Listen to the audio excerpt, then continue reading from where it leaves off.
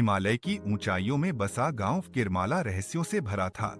गांव के पास एक घाटी थी जिसे लोग कांच की घाटी कहते थे। सूरज की किरणें जब वहां पड़तीं तो चट्टानें शीशे जैसी चमक उठतीं, लेकिन गांव वाले डराते थे, वो घाटी मत देखो, जो भी गया वहीं का रह गया। गांव की लड़की अन्विता रहस्यों की बहुत शौकीन थी। घाटी की चमक उसे बार बार बुलाती। एक सुबह उसने अकेले घाटी की ओर कदम बढ़ाए।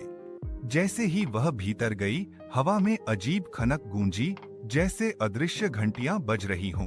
घाटी में उतरते ही उसने देखा कि हर चट्टान दर्पण जैसी चमक रही थी। हर दर्पण में उसका चेहरा अलग रूपों में झलक रहा था। कहीं राजकुमारी, कहीं अमीर और खुश, कहीं रानी।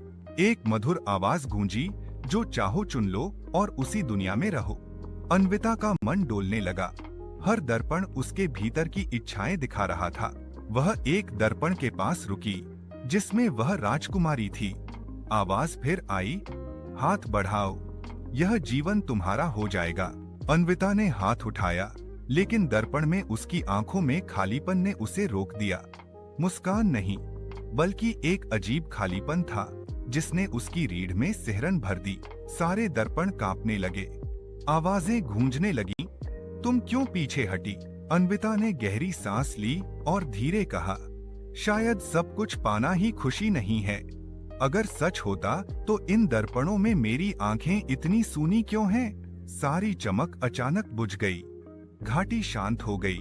केवल एक दर्पण बचा, उसका असली चेहरा, बिना गहनों के, लेकिन जिंदा और साफ। अन्विता धीरे धीरे गांव लौटी। लोग पूछ बैठे, क्या देखा? वह मुस्कुराई और बोली, कभी कभी अपनी राह ही सबसे बड़ी खोज होती है। दूर कहीं कांच की घाटी फिर चुपचाप चमक उठी, जैसे किसी और राहगीर का इंतजार हो।